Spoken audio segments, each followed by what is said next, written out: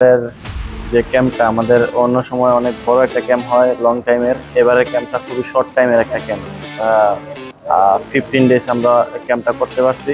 তো আশাবাদ তারপরেও আমাদের যেহেতু দেশ সেরা কোচ মারুফুল স্যারের আন্ডারে আমরা কাজটা করতে পারছি, অবশ্যই আমরা এই টিমটা নিয়ে অনেক আশাবাদী। তো, আমরা আগে যে কোচের আন্ডারে কাজ করছি এইজ লেভেলে, তো ওনাদের প্র্যাকটিস টেকনিক ছিল অন্যরকম।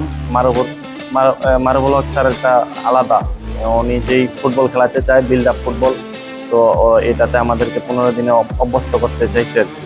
এই ফুটবলটা খেলাতে চাইছে, তো এইটাই আমরা এখন খেলা ট্রাই করবো। প্রথমত আমাদের এবারে যে 20 টিমটা হয়েছে ম্যাক্সিমাম বিপিএল খেলা প্লেয়ার বা আপনি যেটা বলেন ন্যাশনাল টিমের প্লেয়ার আমরা আছি 2-3 জন। সবকিছু মিলে আলহামদুলিল্লাহ যেহেতু সবাই এক্সপিরিয়েন্স প্লেয়ার, তো টিমটা আমার মনে হয় যে অনেক ব্যালেন্স টিম হয়েছে। ইনশাল্লাহ আমরা একটা ভালো রেজাল্ট করব।